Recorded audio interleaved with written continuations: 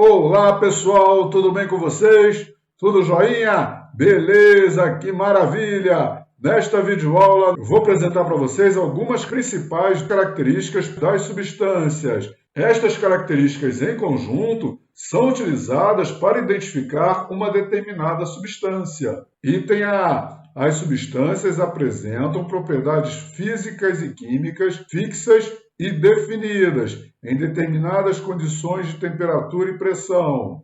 Nesta tabela eu coloquei duas substâncias, a água e o etanol. O etanol também é conhecido como álcool etílico. É o álcool utilizado como combustível de automóveis e em bebidas alcoólicas. Nesta coluna estão algumas propriedades físicas e químicas. Densidade, temperatura de fusão e temperatura de ebulição são propriedades físicas.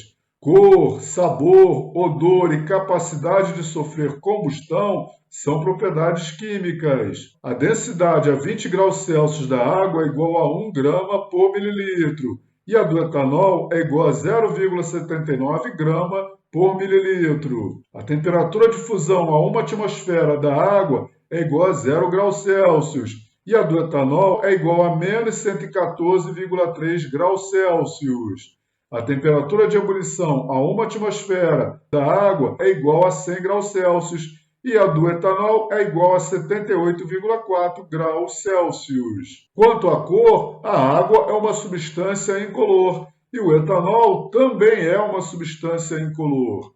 Quanto ao sabor, a água não tem sabor, ela é insípida. Já o etanol tem o sabor característico. Quanto ao odor, a água não tem cheiro, ela é inodora. Já o etanol tem um cheiro característico. A água não sofre combustão, já o etanol sofre combustão. Então, como eu disse, cada substância tem suas propriedades físicas e químicas fixas e definidas em determinadas condições de temperatura e pressão. A água pode ser identificada por este conjunto de propriedades e o etanol pode ser identificado por este outro conjunto de propriedades. Pessoal, aqui estão mais algumas características importantes das substâncias. As substâncias apresentam pontos de fusão e de ebulição fixos e definidos em determinado valor de pressão.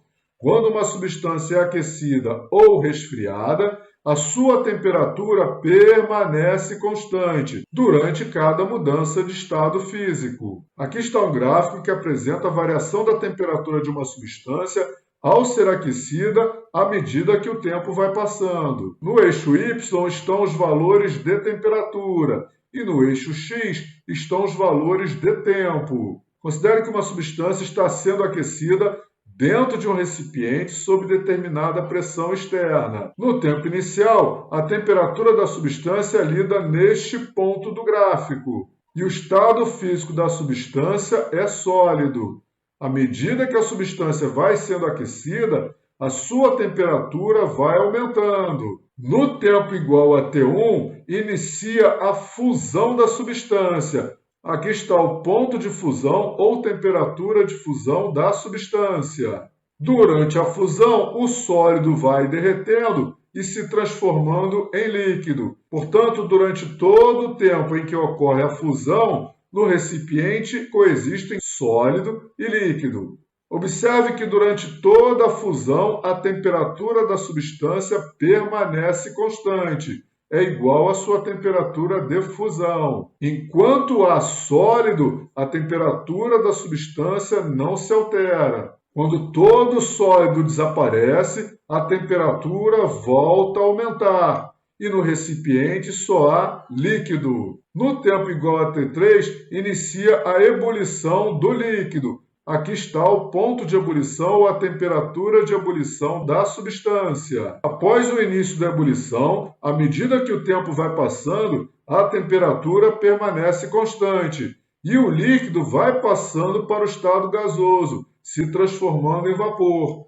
Enquanto há líquido no recipiente, a temperatura não se altera, ela permanece constante, igual à sua temperatura de ebulição. Quando todo o líquido desaparece, ou seja, no tempo T4, a temperatura volta a aumentar e só há substância no estado gasoso, ou seja, só há vapor dessa substância. Quando o calor que está sendo fornecido é utilizado para aumentar o grau de agitação das partículas da substância, a temperatura aumenta. Isso acontece na região que vai do início até T1, na região que vai de T2 até T3 e na região acima de T4. Mesmo a substância sendo aquecida, a sua temperatura não se altera durante a fusão e durante a ebulição. Quando o calor fornecido é absorvido para afastar as partículas da substância, ocorre a mudança de estado físico. Como as partículas apenas se afastam e não aumentam seu grau de agitação, a temperatura não se altera durante cada mudança de estado físico. Observe que o gráfico de aquecimento de uma substância possui dois patamares. Estes patamares indicam que a temperatura de uma substância permanece constante durante a fusão e a temperatura de uma substância permanece constante durante a ebulição. Se esse gráfico fosse de resfriamento de uma substância, a gente também iria observar dois patamares. Um patamar durante a condensação, que é o contrário da ebulição, e um outro patamar durante a solidificação, que é o contrário da fusão. Vamos ao exemplo! Observe o gráfico de aquecimento de uma substância que estava inicialmente no estado sólido. Vamos responder agora estas perguntas. Qual é o estado físico da substância aos 65 minutos? No eixo X estão os valores de tempo. No tempo igual a 65 minutos, a substância está sob a forma de vapor, então seu estado físico é gasoso. Qual é o estado físico da substância a 50 graus Celsius? Os valores de temperatura estão no eixo Y. Então, 50 graus Celsius está aqui. Traçando uma paralela ao eixo X, a gente pode verificar que o estado físico da substância é líquido. Então, aqui eu escrevi líquido. Qual é o tempo inicial e qual é o tempo final da ebulição? A ebulição ocorre quando o líquido passa para o estado gasoso. Então, ela começa neste ponto e termina neste ponto. Neste ponto, o tempo é igual a 40 minutos. E neste ponto, o tempo é igual a 60 minutos. Então, o tempo inicial da ebulição é 40 minutos. E o tempo final da ebulição é 60 minutos. Qual é a temperatura de fusão da substância? A fusão ocorre quando a substância passa do estado sólido para o estado líquido.